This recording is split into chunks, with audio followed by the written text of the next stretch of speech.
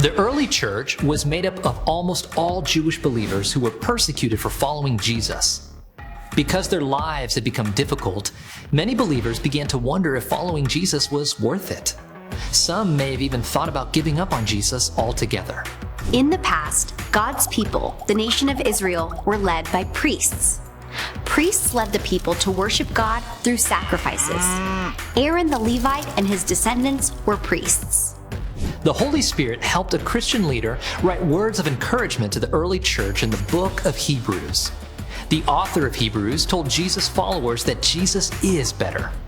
Jesus became like us in every way so he could become a merciful and faithful high priest for us. Because Jesus suffered and was tempted, he is able to help us when we are tempted. The writer of Hebrews reminded the believers about Melchizedek. Melchizedek is the first person in the Bible to be called a priest. This is what the author wrote.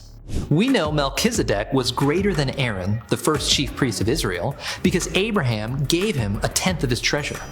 Melchizedek, the king of Salem and priest of the God Most High, reminds us of Jesus, the Son of God. Aaron and all the priests who came after him were men who died. Jesus is our priest who lives forever. The priesthood of Aaron and the Levites, who made sacrifices for the sins of the people, was not enough to save them forever. The law set up as priests men who were weak, limited by their sin and by death.